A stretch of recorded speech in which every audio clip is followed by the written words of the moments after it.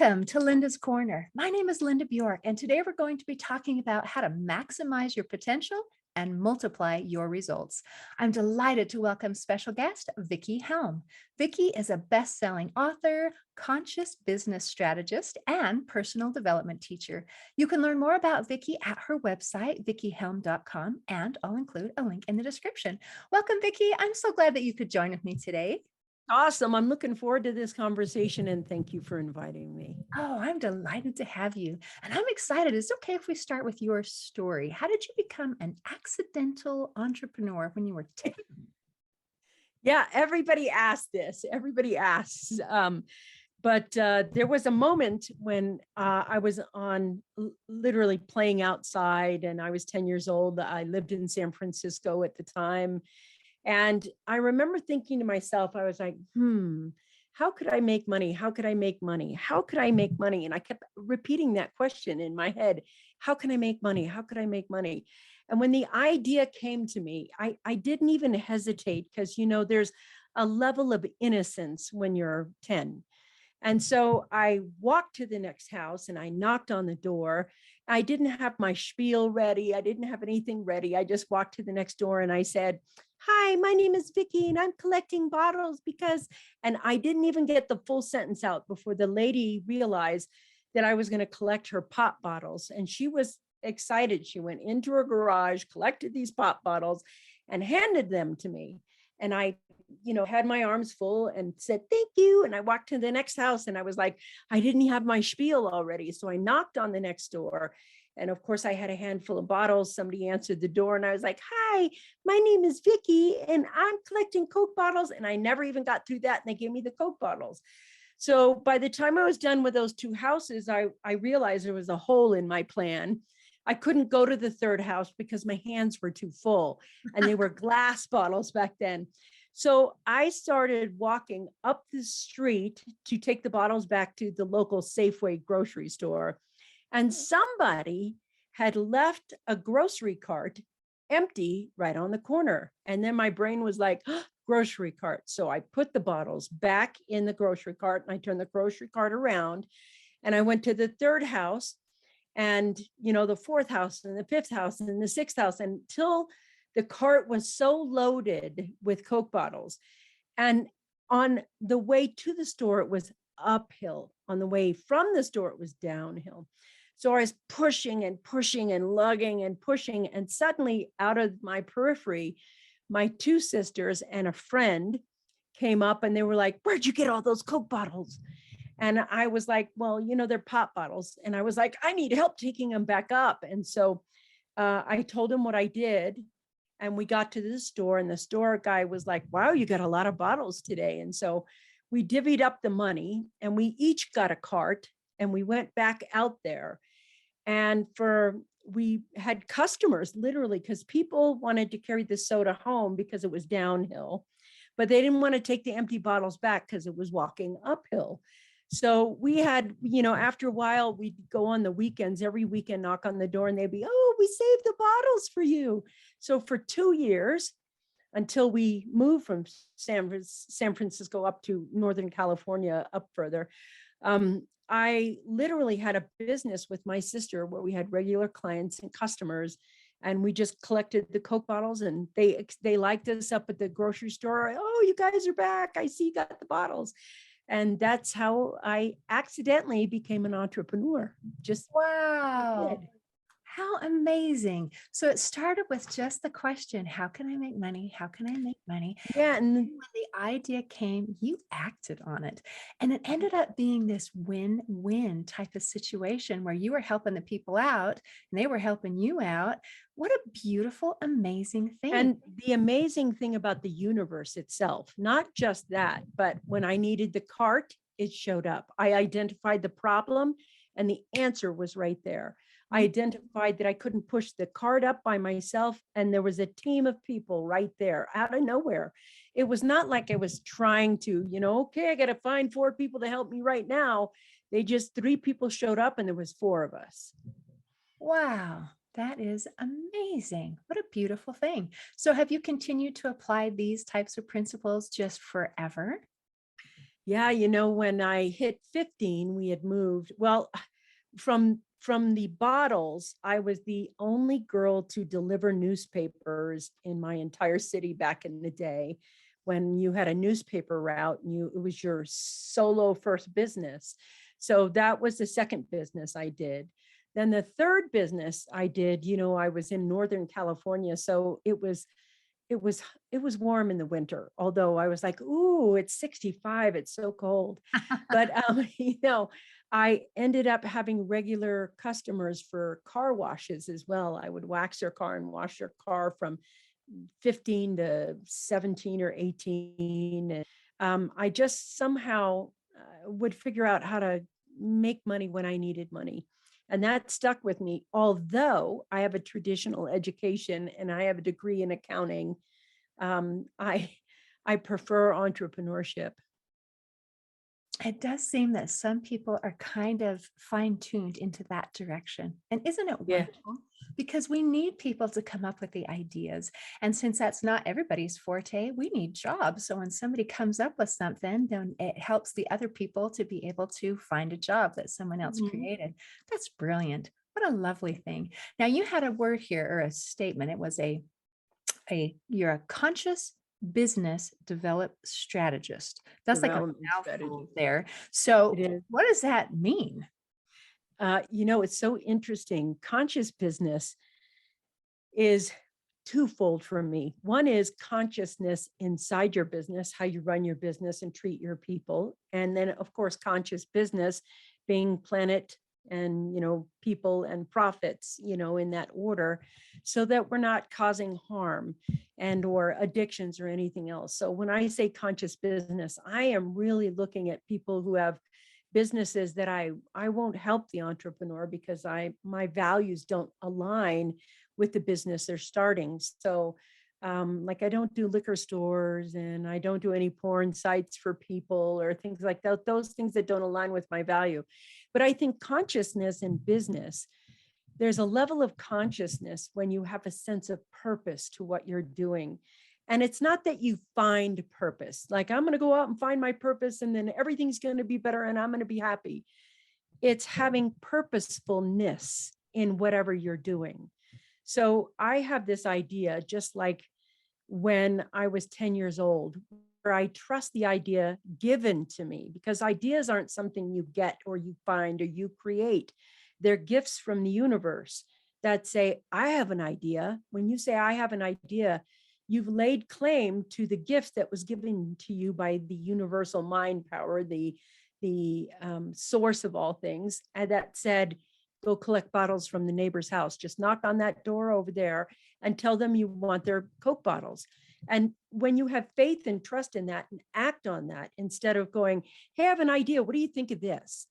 That what you think of this is doubt. The Ooh. second you say, what do you think of this? Instead of, how am I going to accomplish this? What's my next step? Guide me to the next step. So what I learned with the innocence of a child's mind is to trust my next step, not say, hey, what do you think of this idea? The second you do, I've taken my eyes off the person directing me forward and put it outside of myself. And that's where a lot of conflict in business happens. So you being conscious in business when you're doing business development is the aspect that I look at. When I sit down with somebody, I want them to trust the idea that came through them. And let's figure out how to make it a reality and be purposeful about it. Okay, I like that. And I was thinking in my mind how you reconcile the idea of not saying, what do you think about this? And yet you are a coach, a strategist, that they're coming to you basically saying, what do you think about this? And you're like, shh, just do it. Just do it. I mean, what do you do next? Yeah, it's interesting how we can talk ourselves out of our own bliss or our own direction, that we think somehow there needs to be some guided force that is sitting right beside us. And really, you are a guided force in and of yourself, just your humanity, just as a person. So as people come to you, you're able to help guide and direct them really to trust themselves and to listen to Yeah. that.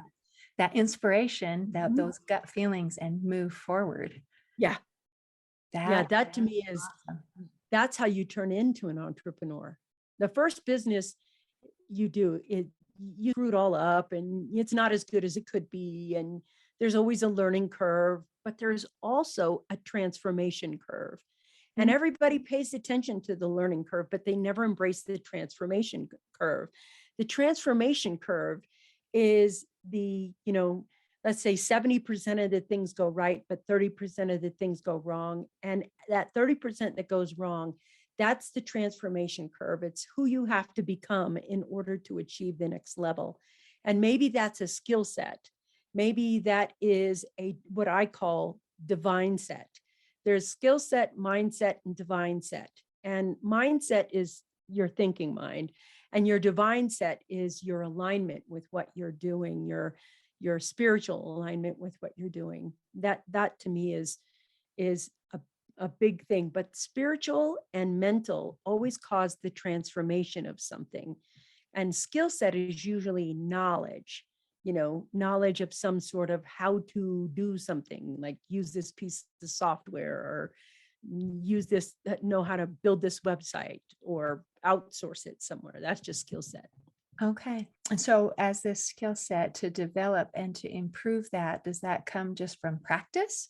Or are there some tips that you can help us to be able to do a better job? Sure, I can do that.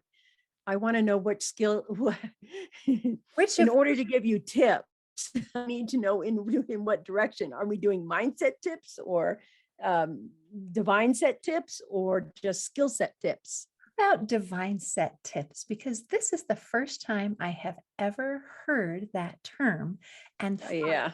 about skill set. So this is going to be something new and exciting for me. Divine set is very simple. It's something that I use because everybody is all big about mindset.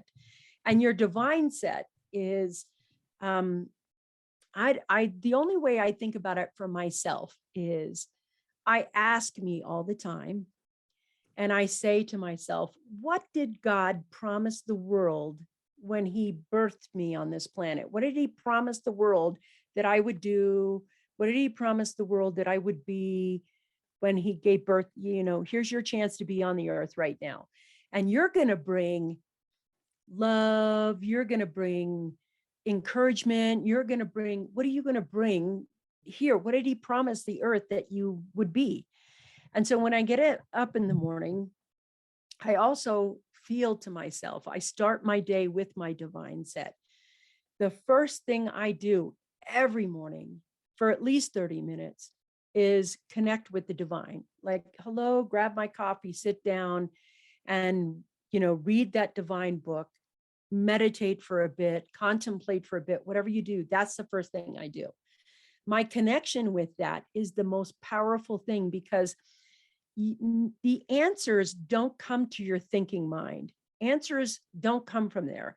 When you watch somebody try to think, they do this a lot. They're like, their eyes roll up and they're waiting for something to drop in. They're not asking the mind to think about it.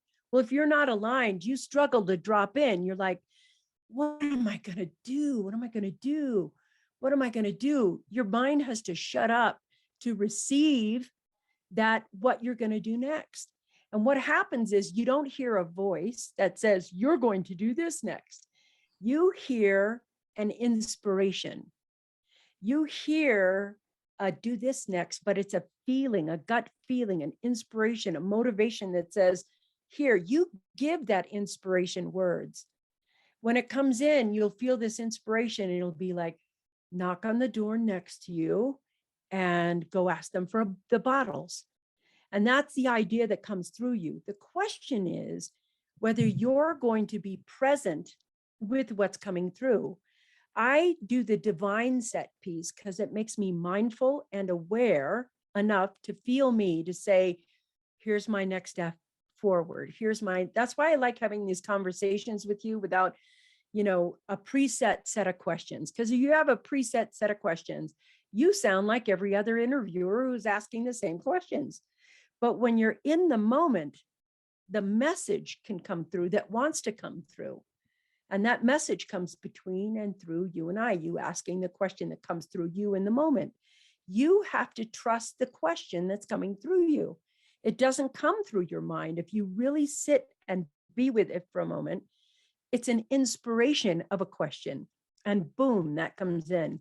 So when you're in that divine alignment in the morning, then I say these 6 words every morning to myself before I get out of bed. And the 6 words are, good things are coming my way. Good things are coming my way. What that does is help me pay attention to what's coming my way. Good things are coming my way. I'm telling my mind what to focus on, what I want it to do. And that piece of divinity kind of guides the next move, guides the next conversation, guides the next client I'm going to work with, guides the next business or book I'm going to write. I hope I answered that question, because it's such a deep question. It's such a vast question as well for divine set. It is. And what beautiful insight that you've shared. And as I'm thinking about beauty of aligning ourselves with the divine, and then it implies that faith, that trust to listen to that inspiration and to act on it rather than to do that knee-jerk thing that you talked about earlier, which is, what do you think about that? Or no, maybe I shouldn't, or whatever. Yeah. But you have developed this relationship, and so you're able to trust and to move forward. How beautiful that that began as a child. Thank you. Wow, thank you. That means a lot that you said that, but I would like to just add this in. I didn't create it. I am that, as everyone else is that. We are that relationship between the divine and here. And I'm just blessed to be living it. I haven't ignored it or looked at it, but everybody is divinity. Everybody has the ability to connect with that. It's our mind that comes in and likes to help us ignore this part. I don't know why. I don't know why that's done that. But my job, my goal, my desire through life is to stop my mind from doing that and align with it and saying, oh, in this moment, good things are coming my way. And you have to pay attention to what's the divine giving you right now, that good thing that's coming your way. Like this interview right now, there are 8 billion people on the planet, 8 billion. The chances that I am on your show with you in this moment is 8 billion to 1. And yet here we are. That's the beauty of being that divine. I feel like I won the lottery, Vickie, because I Me too. that is amazing. My mind is just trying to chew on this idea that you are the relationship, that you didn't create it. And so I'm still trying to clarify what that means. Can you help me understand a little bit? Sure. So, Wayne Dyer, who I absolutely love, he used to have this quote. He has 2 quotes that I love. One is, and I'm paraphrasing at this point, that we're spiritual beings having a human experience. So if we're spiritual beings and having a human existence, the spiritual being is the relationship. This is an experience. It's not a relationship. So this relationship had to be here first before you are. Then his second thing that he says is change the way you look at things, and the things you look at will change. So that allows you to put the power back, take your power back and say, how I look at that, if I look at it different, I will change and it will change. And you realize that the power to transform is in your fingertips. It's just, those are the things that are there. And I hope that helps you understand that this divine gift of human experience also has the soul power of changing the way you look at things, and the things you look at will change. So right now, if your mindset is poverty mentality and you take your mindset and you change it to an abundance mentality, everything has to follow in your life, has to follow that energy. It has to. If you change the way you look at things, the things you look at will change. So your point of view, your focus, and what your attention is on that is what shifts your everything, everything.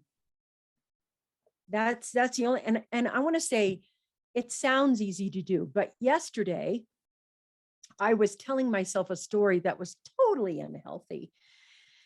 And I read something wrong and I was like, no, that doesn't make sense. And what I found myself doing was like playing tennis. I could hear my mind want to keep the story that was unhealthy and toxic. And I could hear me going, nope, this isn't true. Why do you want to hold on to this? It isn't true. And so the tennis ball had come this way and, oh, it's not true. But then I'd let myself rest a minute and my story had come back up. And you have to pay attention to yourself and actually guide yourself. And somehow we let our mind guide us instead of us guiding us, because we think we are our minds and we're not the soul. The human experience we have, we believe that's real, but this part of us isn't real. But it's actually the opposite. This is the real and this is the illusion. And that's how, once you learn to manifest from this place and you take your power back, you suddenly have accountability and responsibility to yourself to look at what you're saying and guide what you're telling. You have to guide your mind instead of your mind guiding you. And that to me that's the work. And I want to make it known that it is work. And although I have a good high batting average, or sometimes I don't have a high batting average, but I do have enough mindfulness to catch me quicker. Yes. And I appreciated that you gave an example that you are not perfect, because as you're sharing your experiences and your wisdom, it sounds like, oh my gosh, Vickie is amazing. She's got everything down.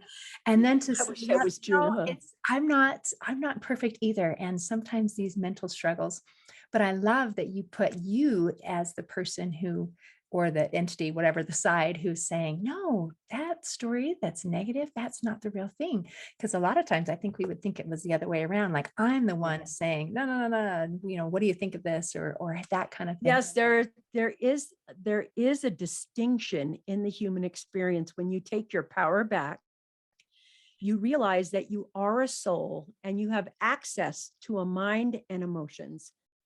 Where when you're not, you're like, hi, I have a soul. And when you say, I have a soul, it's your mind and your ego that's running the show. It's your mind. I have a soul.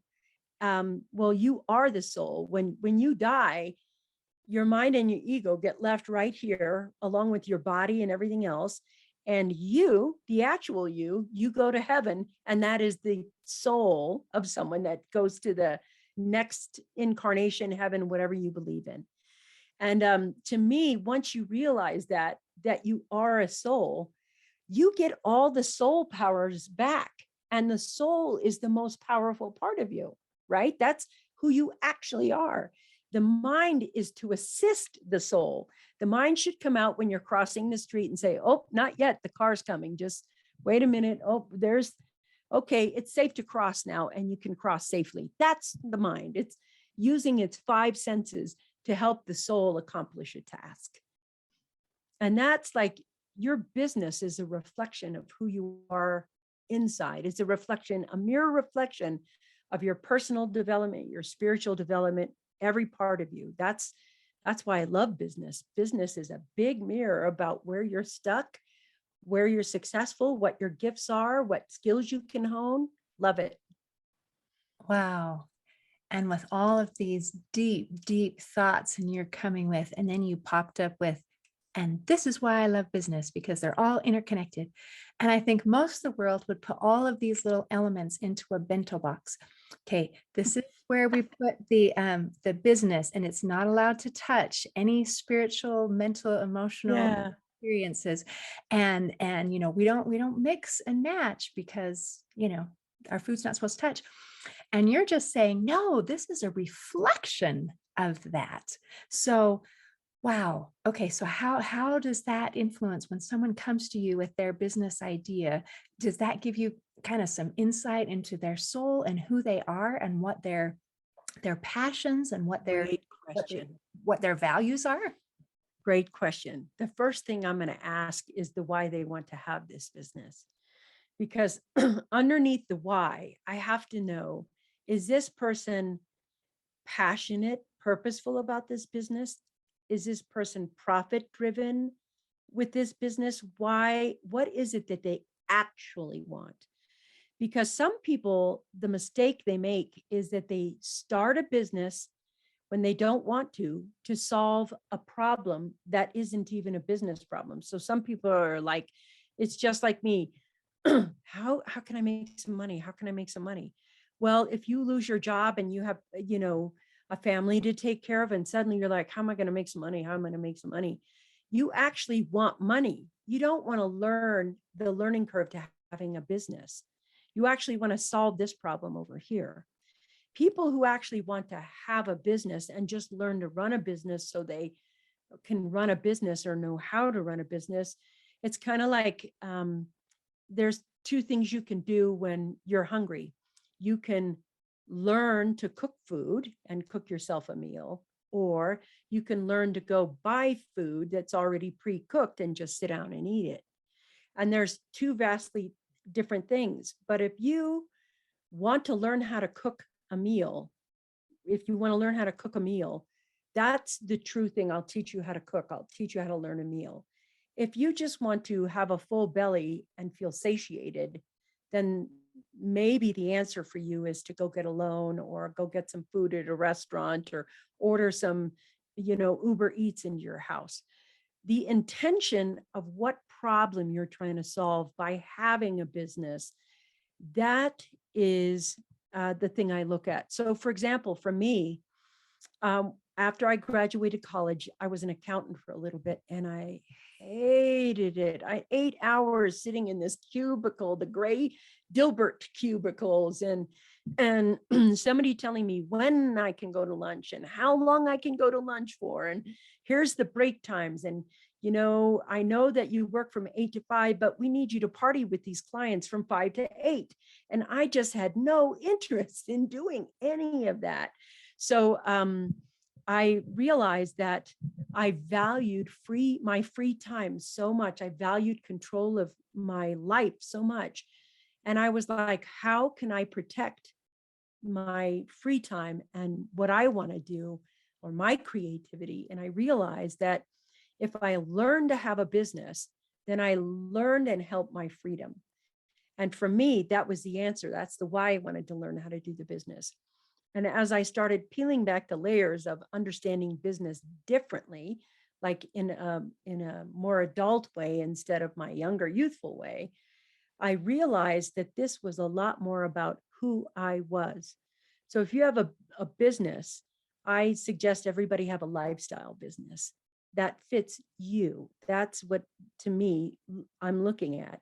So when, long story short, when a client comes into my office, I want to know the why, because they're going to have more success having what they want than what problem they're trying to solve. Do you get what I'm saying? If it's a personal problem. Okay, that's interesting. Some things that I had never really thought of before. So for you, it's valuing time. And as a 10-year-old self, it was, how do I make money? And I imagine for a lot of people, those are two of the things that are going to come up a lot, is I'd like to be in control of my time and I want more money. And I think we can have both, right? Mm-hmm.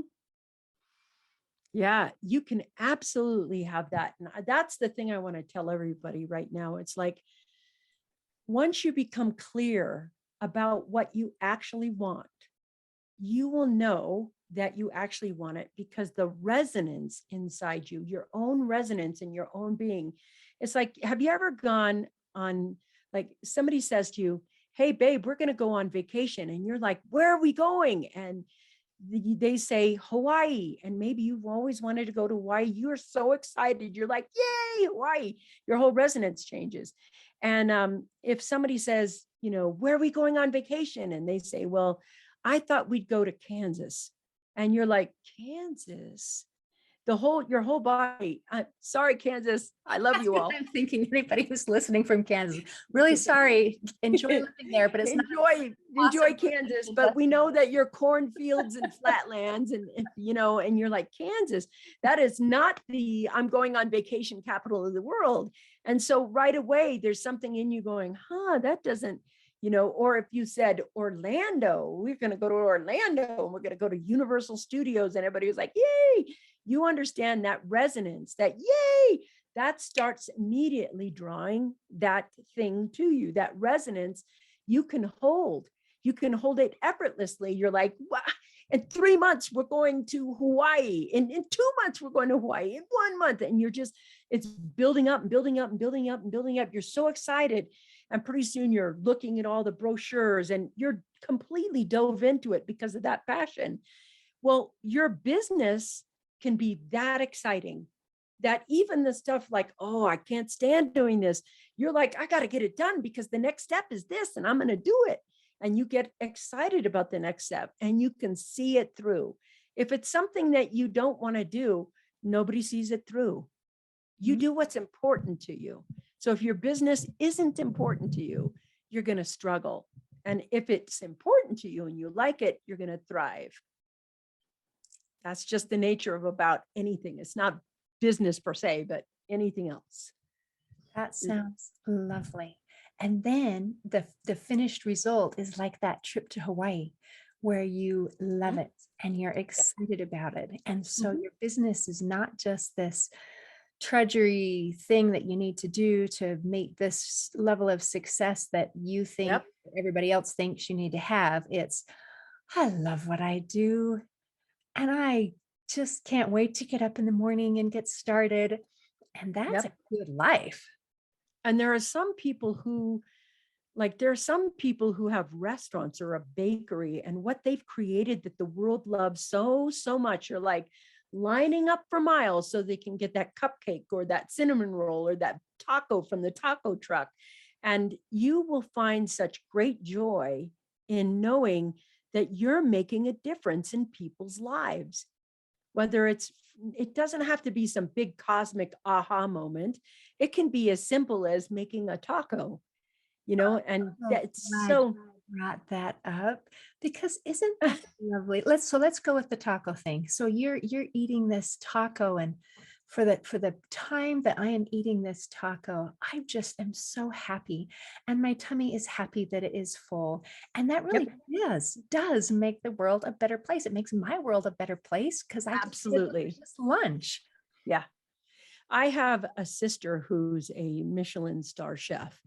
And she doesn't cook at restaurants, but this one particular Thanksgiving, she offered to make Thanksgiving for me and a few of my friends at a friend's house because they have a professional kitchen in it. So I invited 28 guests over, and she slaved and cut and chopped and did everything for about 48 hours. And it was beautifully presented. It was the most beautiful Thanksgiving I'd ever seen. The ambiance, the room, everything else. And so there was a patio deck outside and all this beautiful inside that overlooks the mountains. It was just a really spectacular meal. And I sat down and I saw my sister go outside with a glass of wine and sit down. And I thought, oh, she's worked so hard. She's resting and she's going to wait. And so we ate there and I looked, and she was just relaxing and enjoying her red wine. And finally, I realized people were going back for seconds and she still hadn't come in to serve herself. And then I thought, I wonder if she's okay. So I popped outside to see her and I was like, honey, are you okay? And she said, oh, yeah, I'm great. I'm just seeing if I did things right. And I was like, what? And she goes, every time you cook something, it isn't about how you think you cook it. It's about the joy on their face when they eat it. And what I'm doing is watching the customer. I'm watching them enjoy what they're doing. That's how you know you become. And that day I learned something so valuable in business. And she was like, I'm watching the creation. You see, I cook and people eat to create joy. You think it's to create health and digesting and, but look at all the joy in the room. And I was like so amazed at her insight and her attention and focus and her perspective on what it meant to actually serve a meal, the serving the meal. And the taco truck is a certain experience. The certain, like, everybody's like, you know how they always say, I found this dive restaurant. It looks like crap, but the food is so good. That's the link behind the nature of the taco truck. The taco truck is that it's just this little dive thing. It wheels away, but it has the best food on it. That's the beauty of the taco truck for me. What a beautiful lesson that your sister taught. And Oh how my God, it was so sharing important. that with me. That kind of a mentality could just transform cooking into Yeah. joy. And it is a gift. It's not, oh my gosh, I got to make dinner again today. What am I going to come up with? To, how can I make these people that I love feel joyful? I mean, what can I do? And experiencing that joy. What a beautiful thing. Thank you for all of the things that you have shared and taught today. You have expanded my mind. I'm going to be chewing on things for a while because we went kind of deep. So thank you, Vicki. Thank you. It's been a pleasure. In closing, I'd like to share a quote by Nora Roberts. She said, "If you don't go after what you want, you'll never have it. If you don't ask, the answer is always no. If you don't step forward, you're always in the same place." Today, I invite you to go after what you want so that you can maximize your potential and multiply your results.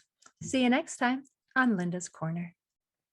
Thanks for listening. If you enjoyed this episode of Linda's Corner, please share and subscribe to help us reach new listeners. I also invite you to check out my nonprofit, Hope for Healing, at the website hopeforhealingfoundation.org for free ebooks, free audiobooks, and other free resources to help increase happiness, build confidence and self-esteem, strengthen relationships, manage stress, and calm feelings of depression and anxiety. I also invite you to grab a copy of one of my books, like Crushed, A Journey Through Depression, or Amazon bestseller, You Got This, an action plan to calm fear, anxiety, worry, and stress. See you next time on Linda's Corner.